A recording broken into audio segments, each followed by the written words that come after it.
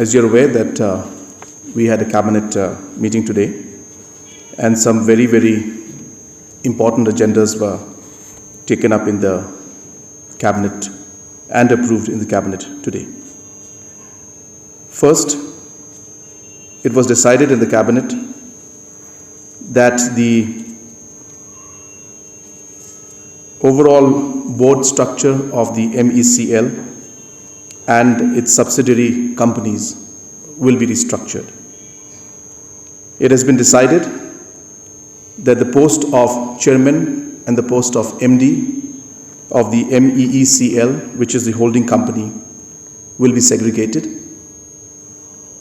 The government has also decided that there will be a full-time managing director of MEECL, the holding company, and the full-time MD can be somebody who is from the IAS cadre, or can be a lateral entry, a technocrat who will be selected through a transparent process.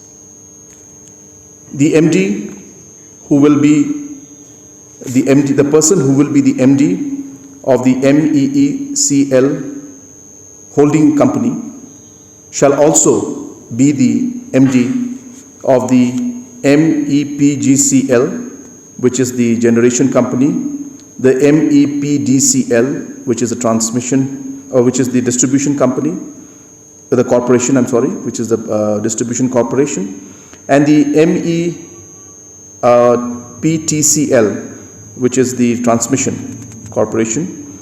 The MD will be the same for all the 4 companies, which is the holding company and the 3 subsidiaries. The chairman of the holding company, which is the MEECL, will be the power minister, who will be the non-executive chairman of the board. The chairman of the other 3 subsidiary companies will be the chief secretary or the additional chief secretary in charge power, or the principal secretary in charge power. So this was one of the most important decisions today that was made in the cabinet, and this has been taken in light of the fact that in the past 50 years the MECL has or the corporation as a whole, which is during MECB time and during the MECL time, has been managed by officials from the state government who had multiple responsibilities, and hence it was not possible to give the necessary time and energy to run the corporation in a proper manner. And hence this decision has been taken in the larger and the best interest of overall restructuring and improving the overall performance of the MECL and its subsidiary companies and corporations. That is the first decision that was taken. The second decision that was taken was to regularize the lands that have been encroached by the public in Williamnagar township. In 2002-2003, the decision was taken by the then cabinet to regularize and to have an agreement with the public who had been illegally occupying the land that was owned by the government. But from 2003 onwards till now, this decision was not implemented. Hence, the government of the day had decided to implement the decision for Williamnagar, where 2 localities, namely Palshragatham and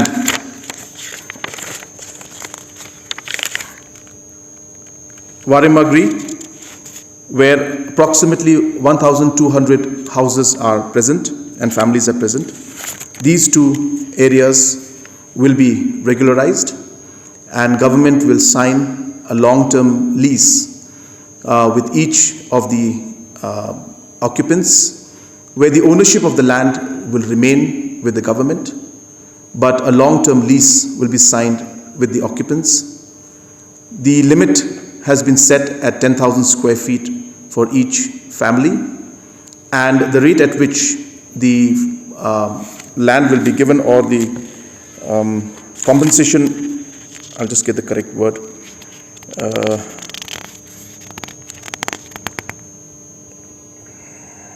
the rates that have been fixed for the settlement will be based on the GHADC classification, where for Warimagri, which is a first class land, the price will be set at 2,50,000 rupees per biga, and Balshagatham settlement as second class land at 1,87,500 bigas per biga.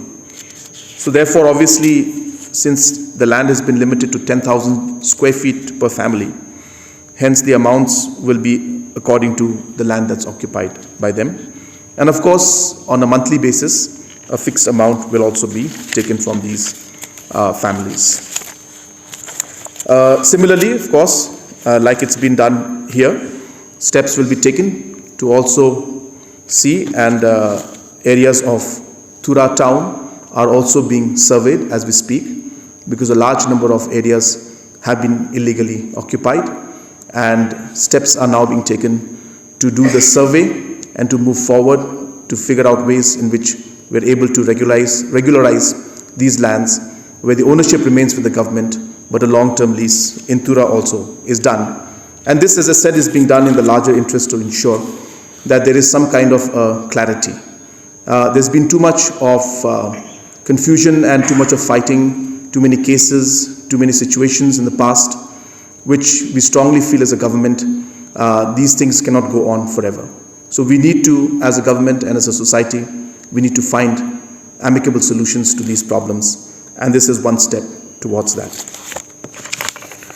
The third decision that has been taken was renaming of certain roads and villages.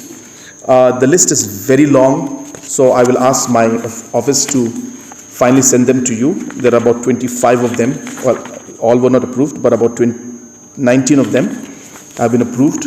If I read that out, it will be too long a list. So I will send the list of the roads that have been renamed. It was proposed by the renaming committee and passed by the cabinet today. We have also decided to amend the Meghalaya Minor Minerals Concession Rules 2016. The amendment is very simple, and the amendment, there will be another provision that will be added, which will read as quotes, provided that above mentioned restrictions shall not apply to river bed sand mining and river bed mining.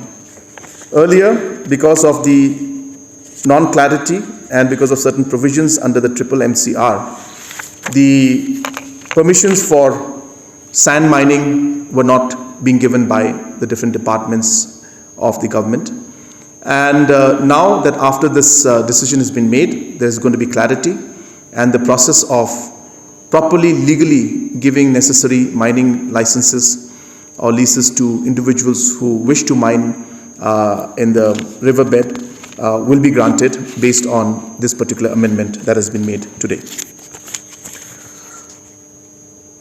Apart from that, there were two very small decisions. One is the Meghalaya Protection for Interest of Depositors Financial Establishment Rules.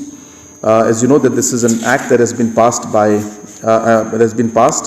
and even the RBI has pushed, and basically these are just the rules that are being put in place to ensure that the implementation of that particular act is put into place.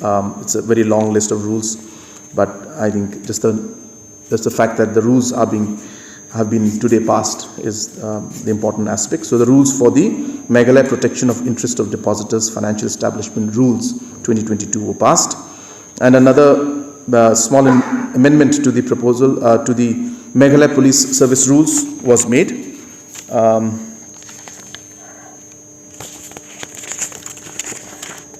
Where it was proposed to amend the Schedule 1 of the MPSC Rules 1996 by increasing the number of posts in senior duty post from 21 to 24 and junior duty post from 75 to 102 by incorporating the newly created posts.